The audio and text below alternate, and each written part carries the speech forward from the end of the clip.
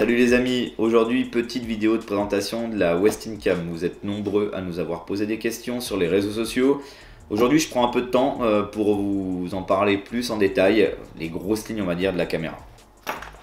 Alors la Westin Cam, comme vous pouvez voir c'est un petit format, hein, elle fait 40 grammes, donc c'est parfait pour mettre sur une canne à brocher.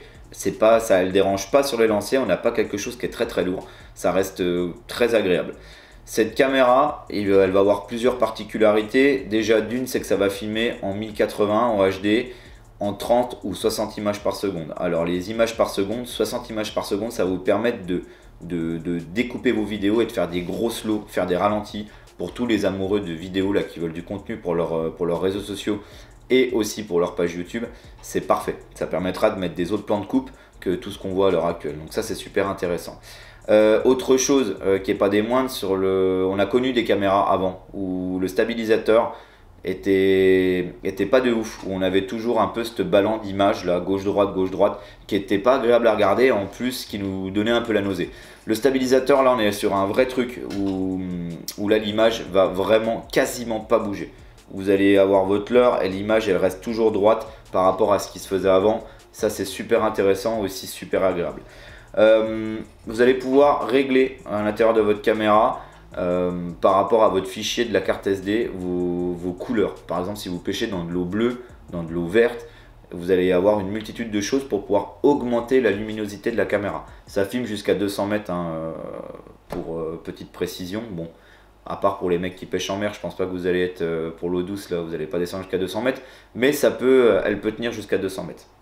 On va ouvrir un peu, on va regarder un peu, je vais vous présenter ce qu'il y a à l'intérieur de la box de la caméra. Donc très simple, hein, vous allez avoir des ustensiles là pour pouvoir la monter dessus. Alors le montage il est très simple, hein, vous allez passer votre fil à l'intérieur.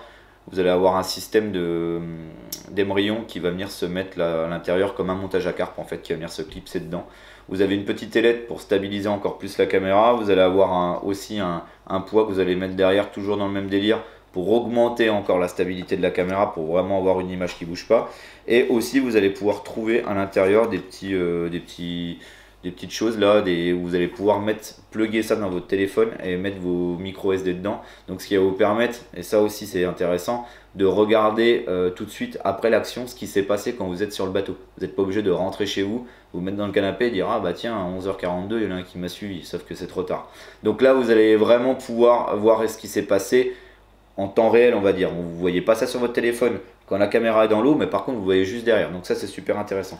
Alors les deux systèmes, on en a un pour Apple et on en a un pour Android. Donc voilà. Les grosses lignes de la caméra, c'est disponible immédiatement chez vos détaillants. Je pense que c'est vraiment intéressant pour tous les amoureux de vidéo là. Moi je vous dis à très bientôt dans les magasins et au bord de l'eau, et si je ne vous revois pas, bonne fête de fin d'année à vous et à vos proches. A bientôt, ciao ciao.